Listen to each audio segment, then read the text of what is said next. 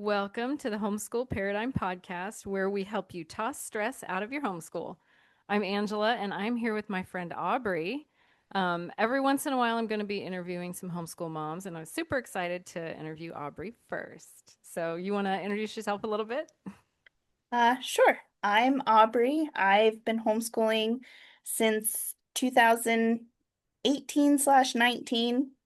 Um, and I currently run a couple of homeschool Facebook groups, and I also run an in-person homeschool group. And we have a very eclectic mix. We do some very structured curriculum, but we also do very nature-based loose curriculum as well. So we have a good mix. I love that. That is so fun.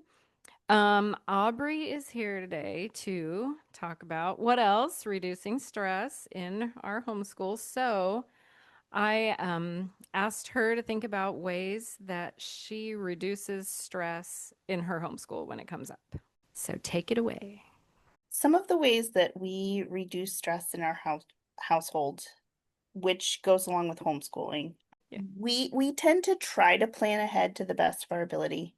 We plan our weeks out. We will look ahead on Sunday night and say, these are the appointments that we have, these are the co-ops that we have, these are the field trips that we're going to. Hmm. And we try to plan our book work around those. For example, Mondays tend to be our days home where we don't have to go anywhere. And so those are the days that we focus on the book work and the worksheets for the most part. Tuesdays and Thursdays, we tend to be out and about with our very laid back nature-based homeschool group. So we do field trips for that, or we do trail walks for that. We're outside 90% of the time for those. Mm, And then Wednesday, I teach at a co-op that we attend where it's very sit down classroom type. So we get a really good mix of it in between, but we need to plan ahead for all of that. So we try to sit down every weekend, plan out our weeks. What does that look like? And then I go through the kids' bags and collect the work that they did the week before, and hmm. I put it in my individual slots so that I have at the end of the year, I can grab their little portfolio and go to our assessment, Right. and I'm good. Good. I So love that you're saying you plan your book work around your more relaxed, what I would call more relaxed or natural things. I love that it's not the other way around. I feel like if I would do that the other way around, I would have a lot more stress because I don't know, the pressure you feel maybe from book work assignments. I don't know. Putting them first, I guess, never caused me to relax. we definitely try to have a good mix of everything. I have two kids who are special needs and are very hard time sitting down and doing worksheets or doing Mhm. computer work too much because they get bored and they Yeah. move around a lot. So we try to have a good mixture where they're up and moving around, but we also have a good amount of book work and worksheets. And we do a lot of games to learn and flashcards and stuff because we need to break things up. And that's just what works best for our family. And I think that's one of the best things about homeschooling is that you can find what fits for you and your family and your lifestyle. We have many, many Right. families in our homeschool group that are full-time working families who only homeschool 2 or 3 days a week or only at night or on the weekends. And then Hmm. during the week, they have family members that will watch the kids and their kids just do the little stuff during the week. And then on the Right. weekend, they pull out the books and go over it and do big chunks of schoolwork because that works best for their family. And I think that's Right. what makes homeschooling so amazing and perfect, and anybody can do it. And I wish more people knew that. I wish more Yeah. families would stop saying, I could never. Oh, I You know. could. Yeah. You could absolutely do it because homeschooling is made to fit your family and your home, Right. not the other way around. It's Yeah. not schooling at home, it's homeschooling. Yeah. Yeah. I love that because, that I mean, honestly, that's how like adult life is, right? Sometimes you have a job where you work 3 days over the weekend and you're off during the week. I mean, whatever. Like the world has a lot of different ways of living in it and learning, and having to force it to be at home the way it is in school isn't necessarily, it's for a couple reasons. It's not necessarily going to work because your life might not be like that because you're an adult living in the world.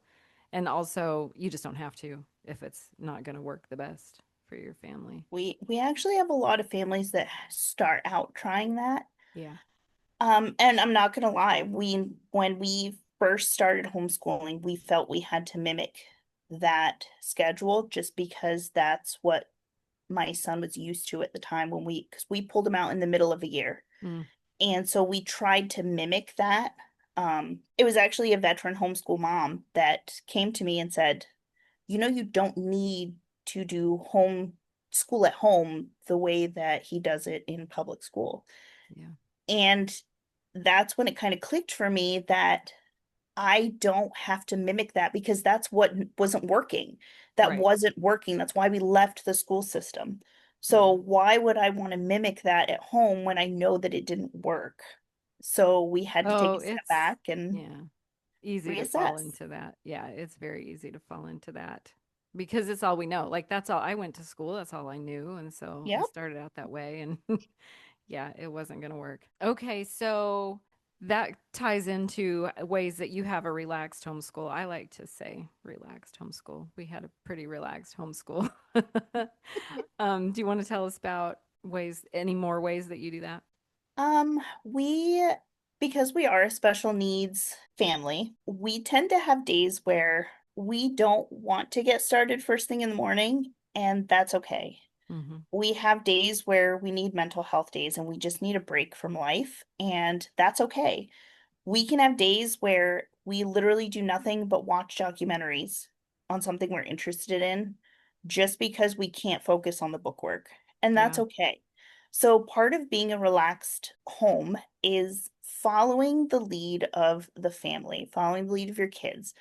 My kids have days where they want to do their bookwork. And so we will sometimes do 2 or 3 days worth of bookwork in one day right. just because they're so focused on it and they're on a roll and I'm not gonna stop that. Yeah, it's making And them then feel we good. Yeah. and then we have days where we'll wake up and all of us are like, I don't want to do books today. I'm over it. I don't want to sit down and be still. We're just gonna go outside and have a PE fun day. Yeah. Or we have days where we want to do visual learning and we'll watch some documentaries. My youngest is very into animals right now. Hmm.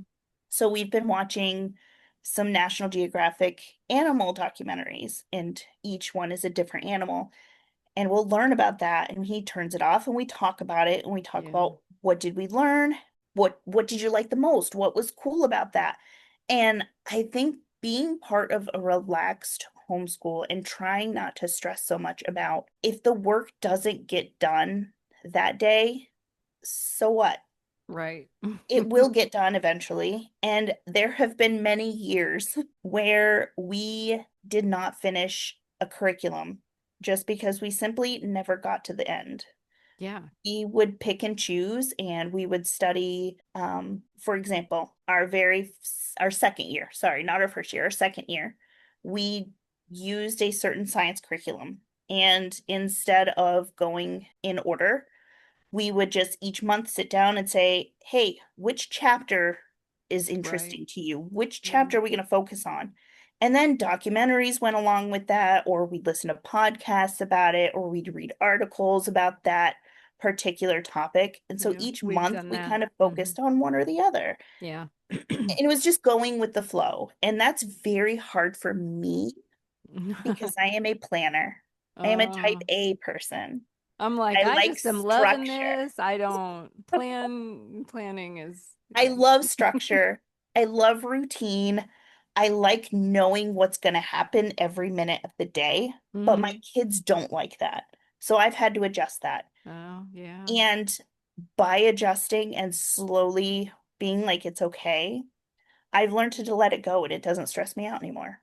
Just All because I'm right. I'm Yeah. rolling with it and I'm seeing the growth that it's done for my kids. I've seen them grow and blossom and learn super interesting things just because I was willing to let it go and not be stressed. Yeah.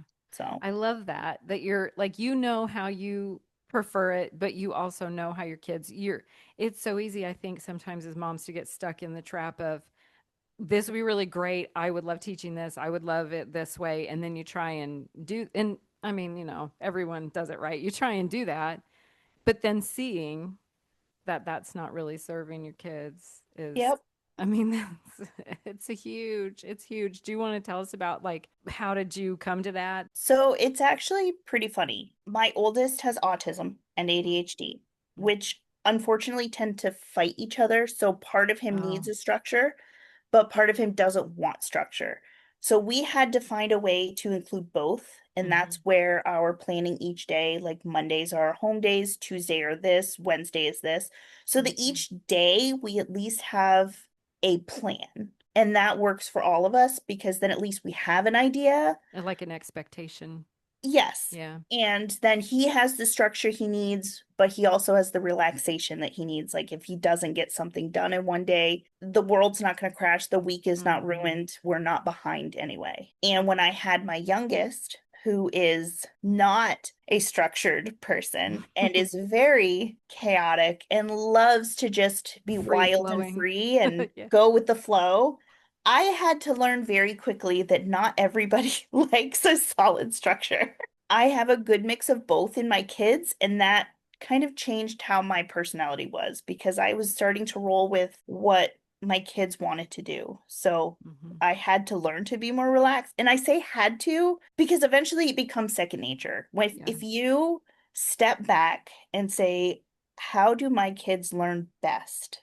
And then actually go with that, eventually it does become second nature and Hmm. it becomes comfortable and you get into a routine that is best for you. You I can do both. I You love can that. be You the can do highly both. structured person, but still the wild and feral child. You can. You can. And you can learn from each other. You can learn that from your kids and then they are going to learn some sense of the importance of structure too from you cuz you're still I'm sure in your brain you're like this is the structure. Even if your kids, even if you're not like trying to force them into Yes. something, your structure is flexible Well, and and I'll use today as an example. Today, my kids do not want to do schoolwork. It's Mhm. cold. Yeah. It's winter. We're tired of it. We have no Yeah. motivation. However, I was like, these are the things that have to be done for our co-op tomorrow. So let's focus on those. Yeah. My youngest has a spelling test tomorrow. So he had to write his spelling words and he has to focus on his test. Mhm. He does, he should get his math done today. But if he doesn't, because we're kind of just blah today, that's okay. We can move that to tomorrow and just do two lessons tomorrow instead of just one. So we know what has to be done. And I think that's a good life lesson as well. It's prioritizing is a life lesson. Yeah. What has to be done? What do I want to be done? And what could be done if I have time? Because we Mhm. all know that what could be done likely will never be done. Right. But the plan is there. I think just having that mindset of I want to get all these things done, but then realizing that, but these are the things that have to be done today because we have a co-op that needs done, or we have a science fair that's coming up next month. So I want my kids to kind of be getting an idea of what they want to do for that. Right. So those are things that have to be done, but the beauty of homeschooling is that if they don't get done, it's okay. We'll figure it out. They're Yeah. learning. And Mhm. I have a high schooler who is 16 already. She's Um, like, when Aubrey said high schooler, she put her hands up on her neck, like, ah. But he's very into computers. And so he has days where he does nothing but computer programming. Okay. Yeah. And we have to be okay with that because Yep. it's interesting to him and he's learning. He's learning everyday math. He's learning computer program languages that I didn't even know existed, to be honest. Yeah. So, And someday maybe that'll be his what he does and every day when well, he's and an he adult if he wants wants a job.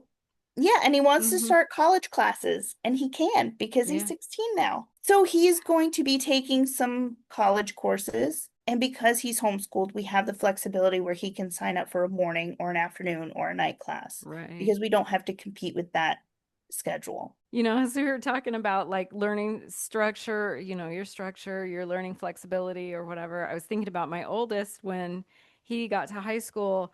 I am not the structured one. And and he is.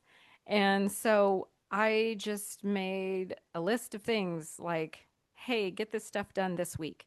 And then he took the list and he structured his time. So it was the other way around, from you. It wasn't the parent giving structure and having to learn flexibility, but he just took that list, which I just made up, and structured it out and planned it out for himself. So it's good. And, I'm sure he learned a little bit of flexibility from me. He still prefers structure. But, Well, and I think that's a good example of how you guys worked together to fit both of your needs, because mm-hmm. that's like I am one who says this is the work that I want done this week. If you want to do all of it on Monday, Yeah. I'm fine with that, and then spend the rest of the week programming. I'm Mm-hmm. fine with that. But if you don't get all of this done, then don't get upset by Friday if I'm angry because it didn't get done. Or if you can't So, spend Friday programming because yes, you have to do other things. Yeah. exactly. So it's finding that balance to work together. And I think that goes hand in hand with partnering with your kid and finding what do they want to do, what interests them, and still structuring it to fit your what Mm-hmm. you think they need to learn before they graduate. So that you can work better. Yeah, I definitely, it was not my need to plan which day he was going to do what and what time or that absolutely, I've tried that at different times over my years of homeschooling and that drove me bonkers. I couldn't do it for like more than once. Like I just couldn't, it did not settle in me well. It was very stressful. But he and his wife love to plan and schedule out things and that they're very productive and very happy with that. Like that sits well in their bodies, that feels good. And so, yeah, you've got to kind of work with yourself and with your kids. So that leads us to partnering with your kids. So, do you want to tell us some ways that I like to talk about partnering? That's my favorite way to advise people about not having so much stress. So, what is the way that you do that or ways that you do it? So I think partnering, I kind of touched on that a little bit, Mm-hmm. is finding out what interests your kids. What are they interested in? What do they want to learn? And structuring your homeschool around that. So, like, my oldest is very into computers and computer programming. And so last summer, we actually sent him to a camp where he learned to build his own computer. Ooh, And so he has been saving his money to buy parts to upgrade this computer.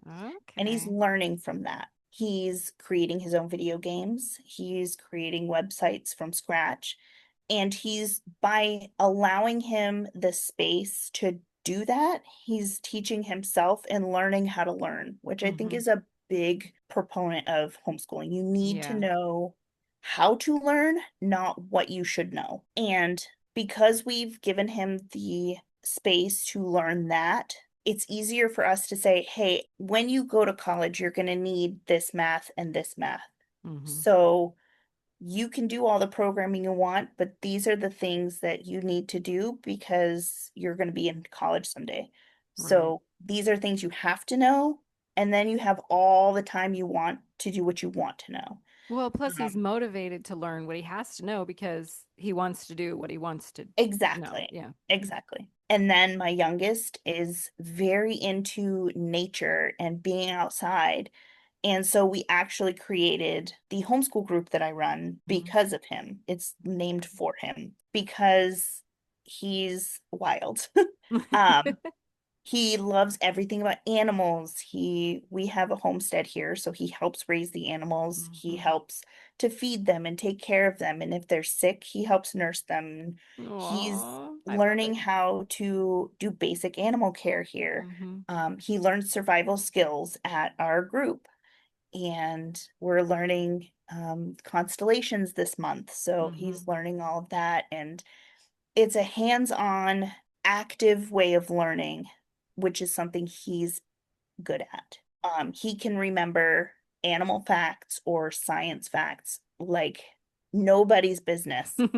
But if you ask him to memorize a poem, he just completely blanks out and he's pitches a fit because he's out of his element.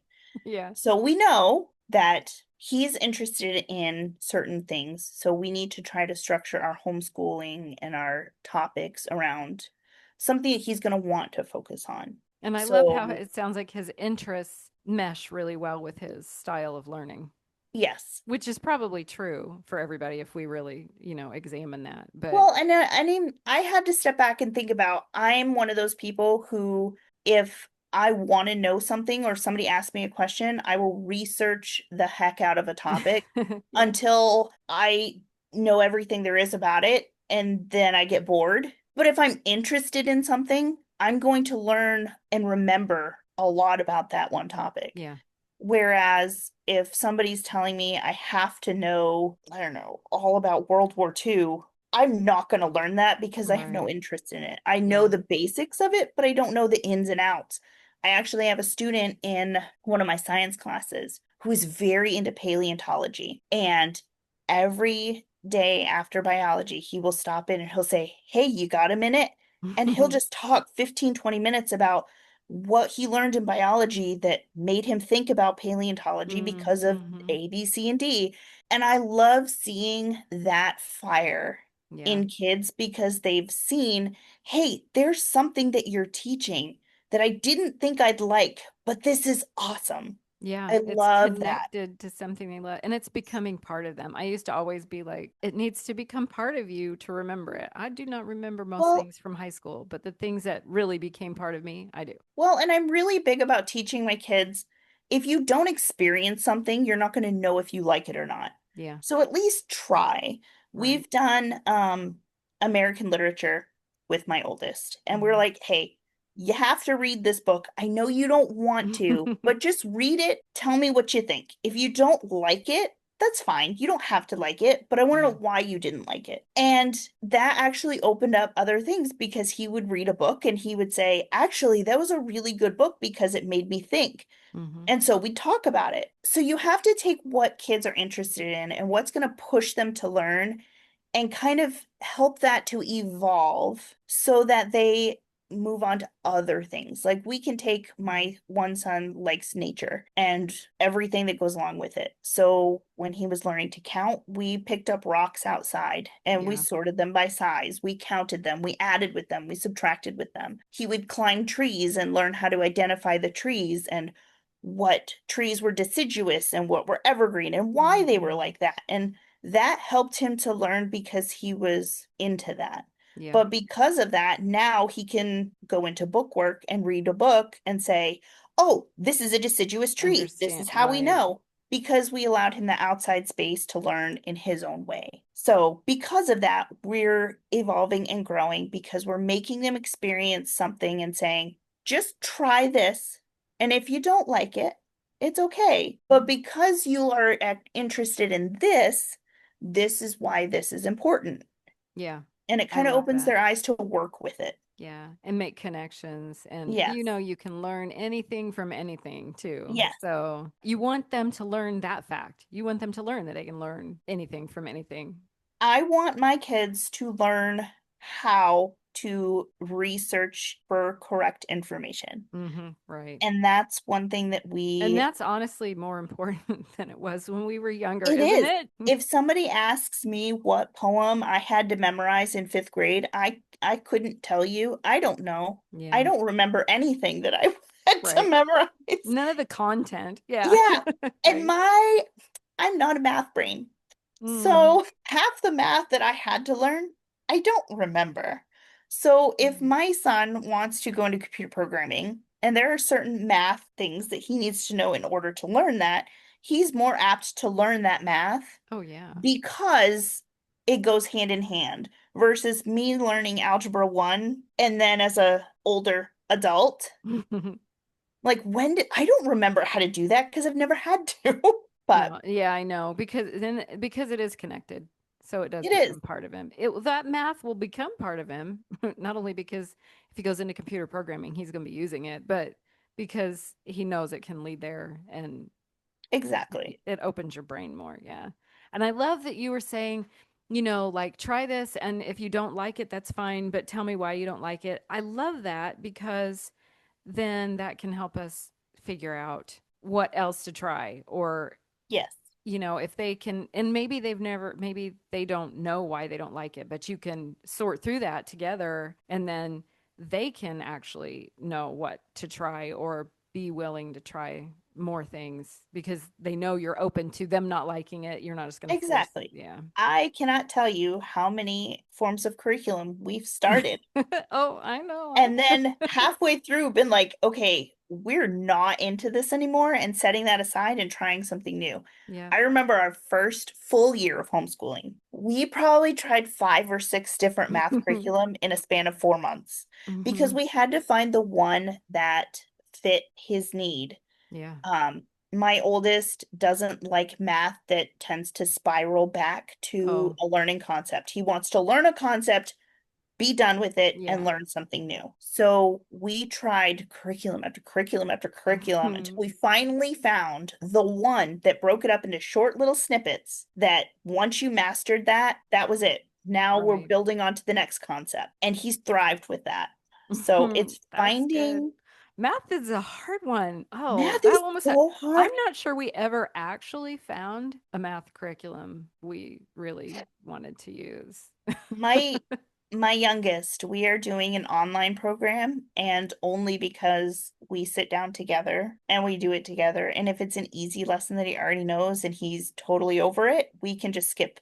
We Yeah. skip it and we Yeah. do the next one until we get to a concept that he's like, oh, struggling with. And then we can repeat that one lesson 2 or 3 times if we Oh, need to. yeah. Oh, yeah. Yep. So I like that flexibility and I think that's working for him. Whereas my oldest needed Well, it's probably a less visual. stressful for him knowing he doesn't have to absolutely get it if he can't get it today. Yes, He it is. knows that you're just not going to go on and leave him behind. Yeah. And Yeah. I think that's one thing I wish more homeschool families understood. You don't have a timeline. You Yeah. don't have to go based on what the public school kids are doing. If Right. your 7-year-old is not reading yet, it's fine. It's not a Yeah. big deal. Yeah. If your 8-year-old is getting to a point where they know so much about math and science and they're really good at that and they're on fourth or fifth grade level math books and science books, but they Hmm. struggle with the reading bit.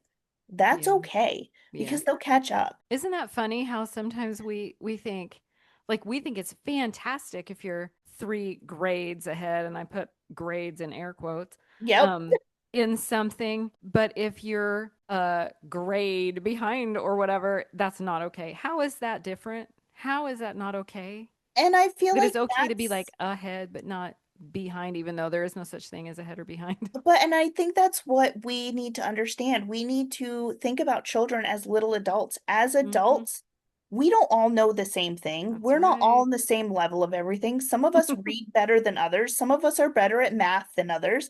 Some Yep. of us know more science than we should. So, some Yep. of us know technical stuff and others don't. And as society, that's okay for adults. Why is it not okay for kids? Exactly. Kids Yep. have the same kind of concepts. Some are really interested in math Yeah. and they're really good at it. Some are really good readers and remember everything they read, Yep. and that's good.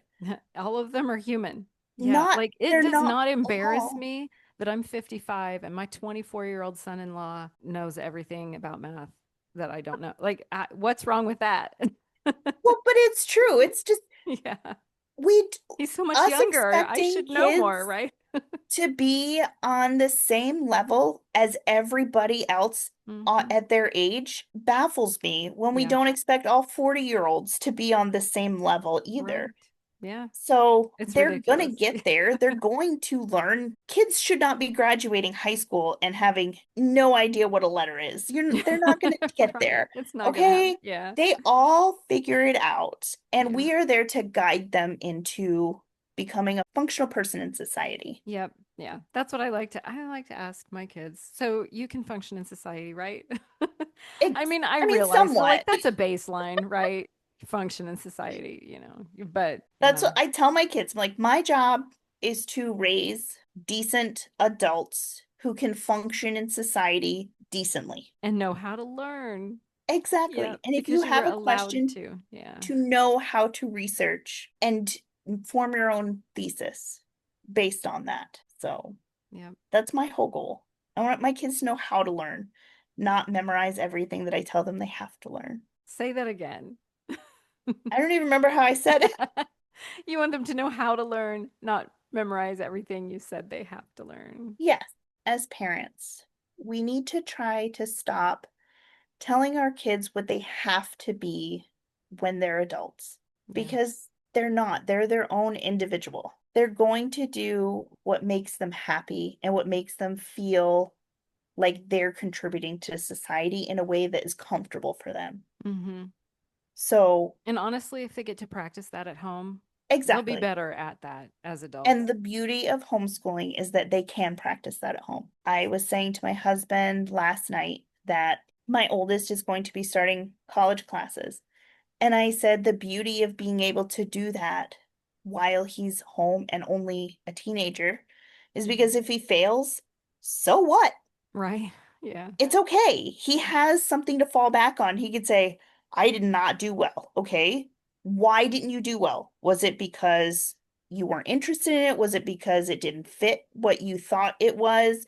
Was it the instructor? Was it just you didn't want to do the work, so you failed because you didn't do the work? Yeah. And then restructuring and thinking, do we want to retry the class or do you want to take a step back? And we as homeschoolers have the ability to step back and say, you have a safe space here where you can try and fail and try and Yeah. fail, And and figure it then out. learn Mhm. how to take that into your adulthood.